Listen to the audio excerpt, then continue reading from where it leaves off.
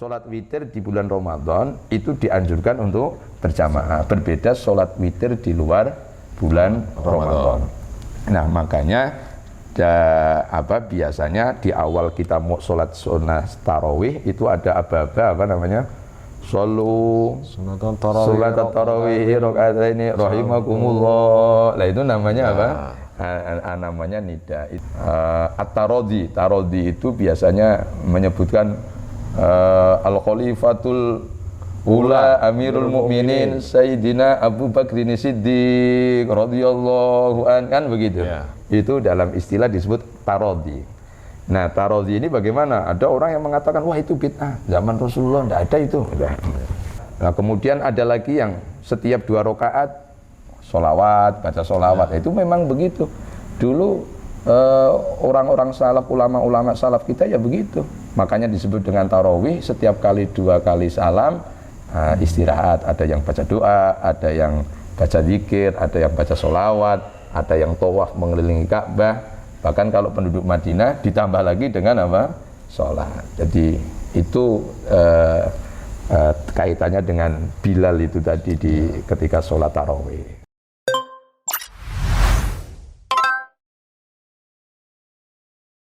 Assalamualaikum warahmatullahi wabarakatuh. Waalaikumsalam warahmatullahi wabarakatuh. Masih tetap di channel Ansor Kota Santri. Masih tetap bersama Dr. Kiai Haji Sabillah Rosyad MSI. Sehat Pak Yai, gimana kabar pertengahan puasa Pak Yai? Alhamdulillah. Alhamdulillah. Tambah gemuk sedikit Pak Sartono. Ya. Untuk kali ini sahabat Ansor Kota Santri dimanapun Anda berada, pembahasan atau tema kali ini tentang bab tarawih. Langsung saja Pak Yai niki untuk malam hari ini banyak yang masuk, teman-teman minta bahasan tentang bab tarawih, penjelasan makna sholat tarawih dari sisi sejarah dan istilah tarawih Pak Yai. Aduh, pertanyaannya kok susah sekali Pak Sartono ini. Jadi begini Pak Sartono, yang sebatas yang saya tahu Pak Sartono. Jadi sebenarnya dulu kalau kita lihat sejarah pada masa Nabi itu belum dikenal ada istilah tarawih. Yang ada istilah pada masa Nabi itu adalah qiyamul lail. Jadi makanya hadis Nabi mengatakan mangqoma ramadhana imanan wa ihtisaban. Jadi dulu yang dikenal itu adalah istilah sholat malam, qiyamul lail. Belum ada istilah tarawih.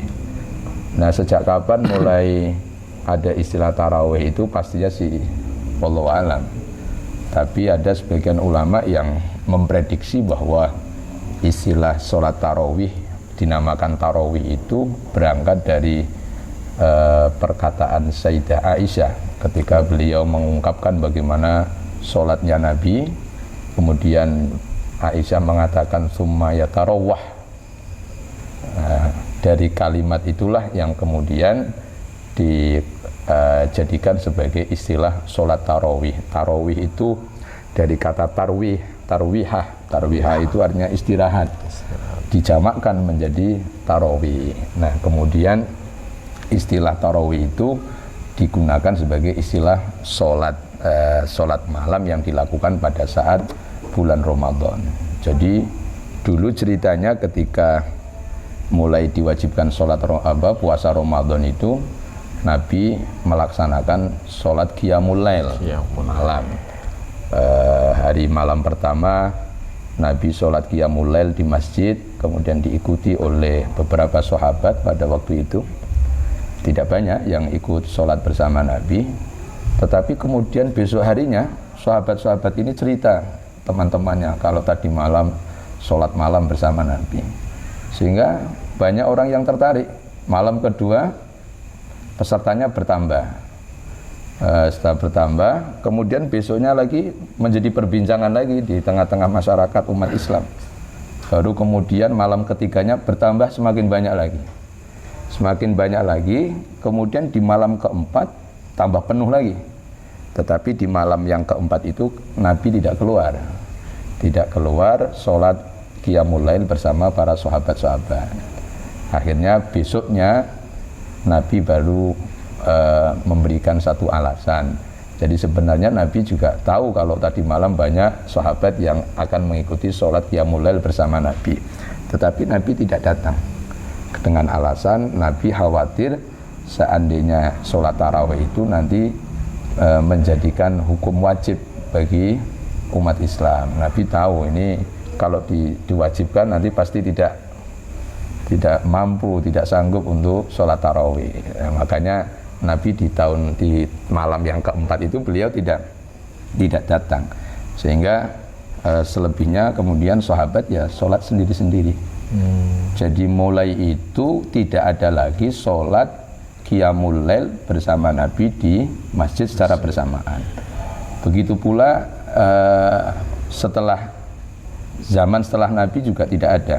Zaman Abu Bakar tidak ada. Baru mulai ada lagi sholat jamaah tarawih secara berjamaah selama 1 bulan Ramadan penuh, itu pada eranya Sayyidina Umar ibn Khattab. Jadi Sayyidina Umar menginisiasi, melihat banyak orang pada sholat qiyamul lail sendiri-sendiri. Akhirnya Sayyidina Umar mengkoordinir untuk sholat secara berjamaah di masjid selama 1 bulan penuh. Bahkan Sayyidina Umar mengatakan nikmatul bid'ah hadhi, sebaik-baik bid'ah itu ya itu yang dilakukan oleh Sayyidina Umar. Maka dari sinilah kemudian ada pemikiran bahwa bid'ah itu ya tidak semuanya jelek, tapi ternyata ada bid'ah itu yang wajib. Seandainya bid'ah itu semuanya dianggap sesat, maka Sayyidina Umar termasuk orang yang pertama kali melakukan sebuah kesesatan. Masa iya Sayyidina Umar, sahabat Rasulullah yang sudah termasuk Asyra Mubasysyirin bil Jannah, orang yang diberi bebunga surga, melakukan kesesatan yang kemudian diikuti oleh umat Islam sampai hari ini.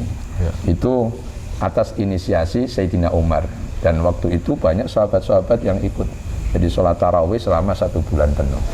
Jadi itu kira-kira sekelumit tentang istilah tarawih. Jadi dulu belum ada istilah tarawih itu, belum ada, zaman Nabi belum ada.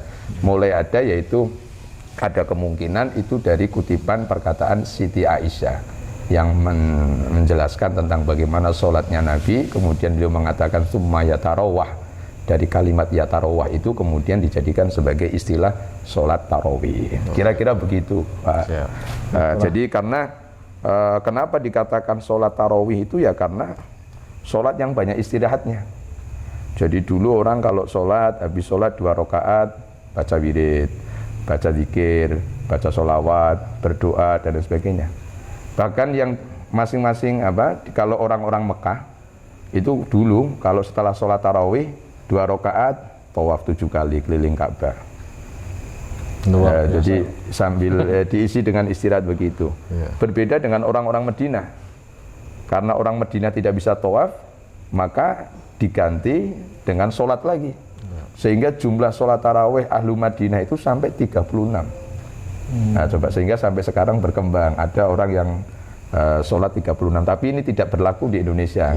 Kayaknya tidak ada masjid yang sholatnya sampai 36 rakaat, kayaknya tidak ada. Kurang peminatnya, Pak, ya? Kurang peminatnya. Ya ada orang yang dicari orang kan yang cepat, ekspres. Kira-kira begitu, Pak Sartono, ya. Itulah sahabat Ansor Kota Santri, tadi penjelasan tentang sejarah taraweh.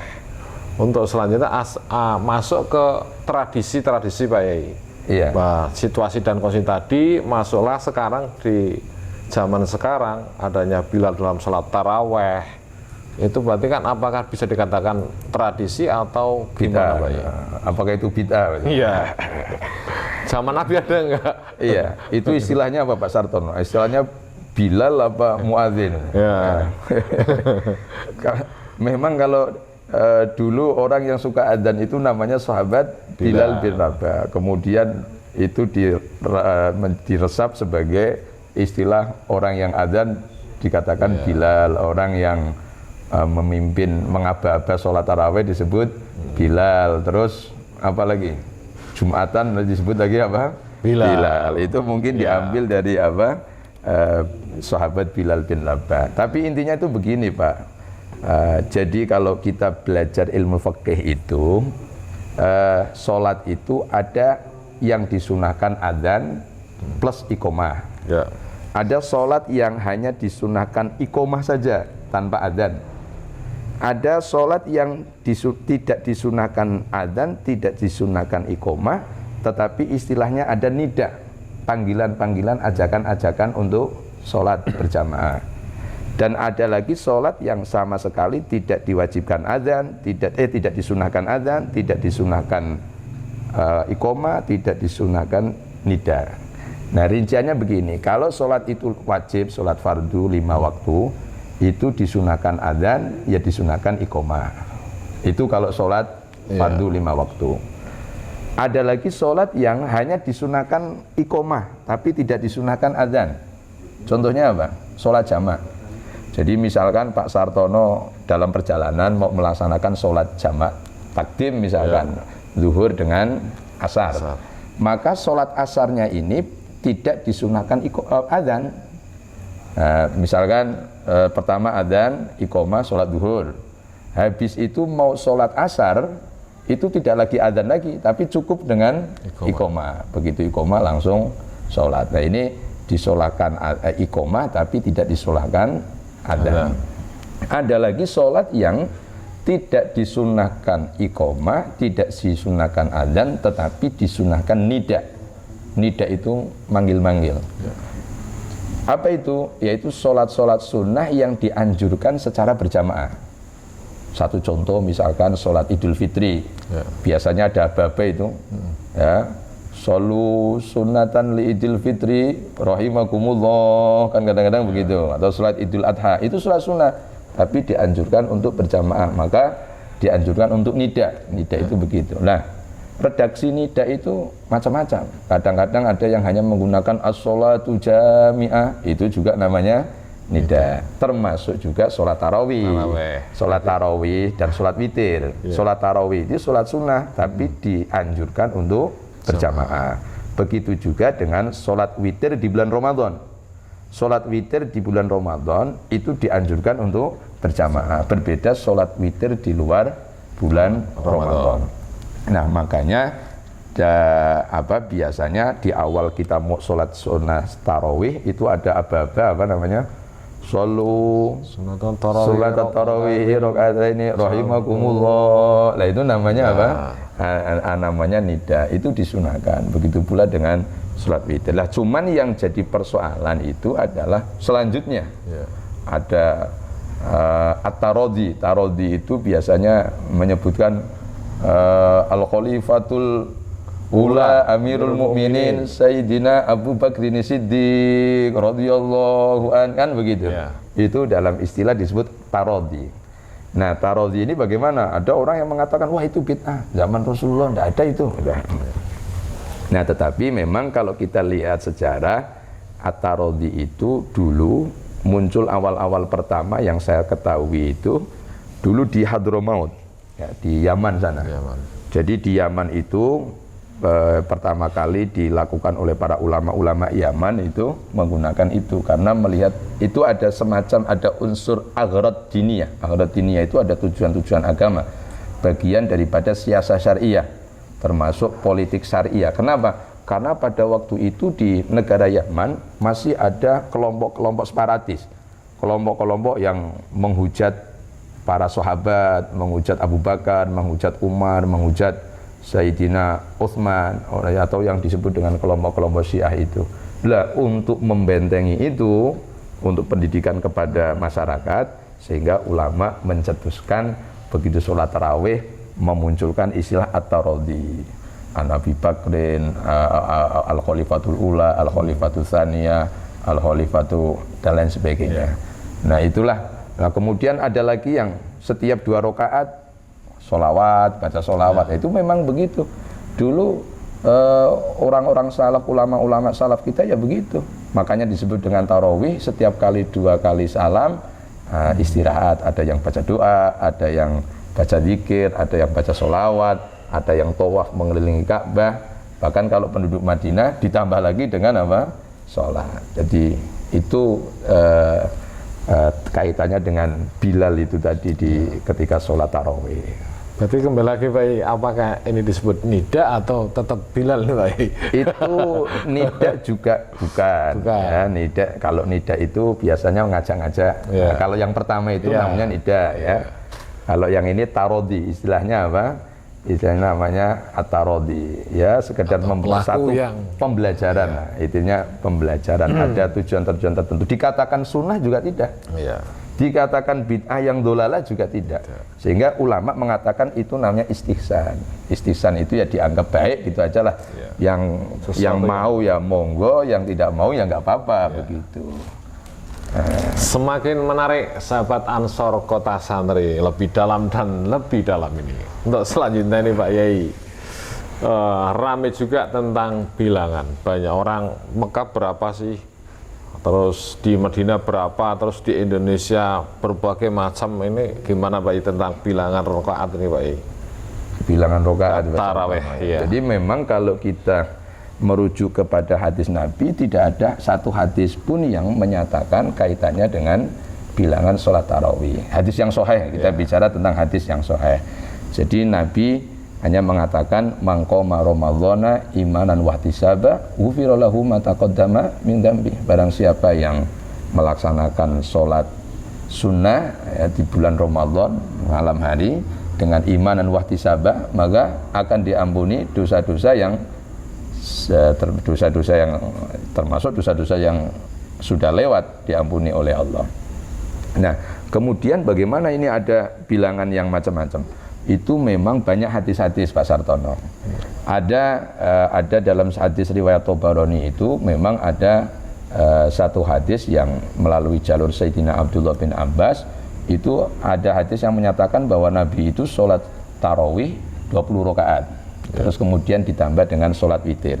Sehingga ini yang kemudian mungkin ya ada sebagian yang berpegang itu. Tetapi oleh para peneliti-peneliti hadis, ternyata hadis itu dianggap dhaif, bahkan dianggap dhaif sekali. Kenapa? Karena ternyata di dalam perawi hadis itu ada salah satunya yang dianggap yang tertolak, periwatannya tidak diterima. Ada namanya Abu Syaibah Ibrahim ibnu Utsman, itu salah satu dari perawi hadis yang menyatakan 20 rakaat. Nah, Abu Syaibah ini dianggap ya tidak diterima dalam periwayatan hadis, sehingga hadis itu dihukumi dhaif. Maka yang menggunakan dalil itu tidak bisa diterima. Nah, begitu juga orang yang menyatakan bilangan rakaat berapa? 8. Itu ada yang berdasarkan sama-sama hadis di dalam riwayat At-Tabarani yang menyatakan bahwa Nabi itu sholat tarawih 8 rakaat. Tetapi oleh para ulama, para peneliti hadis, ternyata di dalam hadis itu juga ada salah satu perawi yang dianggap dhaif, lemah, sehingga hadisnya dianggap tidak kuat. Yaitu kalau tidak salah namanya Isa bin Jariyah. Itu tidak diterima. Sehingga baik yang 20 maupun yang 8 itu sebenarnya secara kekuatan hadis, secara penelitian hadis dianggap itu hadisnya lemah semua. Bahkan ada lagi yang orang yang beranggapan Nabi sholat tarawih sampai berapa? 11 rakaat yang riwayat Aisyah, itu dijadikan sebagai dalil sholat tarawih. Itu juga menurut sebagian ulama tidak tepat. Kenapa? Karena itu sebenarnya dalil sholat witir, bukan dalil sholat tarawih. Dengan bukti di situ Aisyah menyebutkan bahwa Nabi melaksanakan sholat qiyamul lail itu 11 rakaat di bulan Ramadan maupun di luar bulan Ramadan. Masa iya di luar bulan Ramadan Nabi mau sholat tarawih? Kan tidak. Sehingga ada dipenggal yang 8 dalil sholat tarawih, yang 3 dianggap sebagai dalil sholat witir. Ya tidak bisa, harus satu paket. Maka kalau kita merujuknya kepada satu hadis, sebenarnya baik yang 8 maupun yang 20 itu sama-sama hadisnya lemah. Nah, tetapi bagi orang yang menjalankan sholat tarawih 20 itu berdasarkan apa yang dilakukan oleh Sayyidina Umar. Sayyidina Umar pada waktu itu ketika menginisiasi sholat tarawih berjamaah di Masjid Nabawi itu 20 rakaat, dan itu ternyata diikuti oleh sahabat. Bahkan yang disuruh untuk menjadi imam itu kalau tidak salah Sayyidina Ubay bin Ka'ab. bahkan diikuti oleh Sayyidina Ali, dan Sayyidah Aisyah pun tidak protes dengan apa yang dilakukan oleh Sayyidina Umar. Dan saya yakin Sayyidina Umar kan termasuk orang yang pelaku sejarah pada masa Nabi SAW, dan kemudian itu menjadi sebuah terbentuklah kesepakatan ulama, diakui oleh madhab Hanafi, oleh madhab Syafi'i dan madhab Hambali. Sholat tarawih ya 20 rakaat itu. Bahkan sekarang di Masjidil Haram, di Masjid Madinah ya sholatnya 20 rakaat, begitu Pak Sartono. Tetapi pada intinya secara hadis yang sahih tidak ada yang menyebutkan bilangannya berapa. Nabi hanya mengatakan mangqoma ramadhana imanan wahtisaba ghufira lahu ma taqaddama min dzambi. Jadi intinya ya sampean mau sholat berapa? Taraweh 2 rakaat ya tetap dapat pahala. Mau sholat taraweh 4 rakaat ya dapat pahala. Mau sholat 8 rakaat ya dapat pahala. Apalagi 20 rakaat ya pahalanya lebih banyak. Karena dalam teori fikih, kaidah fikih itu kan semakin banyak, semakin kita susah payah, berarti semakin banyak pula pahala yang kita raih. Nah, kira-kira kalau 20 rakaat, kalau 8 rakaat itu lebih susah payah yang mana kira-kira Pak Sartono? 20 dong Pak Yai. 20. Tapi kalau 20-nya cepat, 8 rakaatnya santai, kira-kira gimana Pak? Silakan dinilai sendiri. Dinilai sendiri. Sehingga dulu ulama-ulama dulu, apalagi kalau kita melihat budaya di Indonesia, 20 rakaat, tapi sholatnya Masya Allah.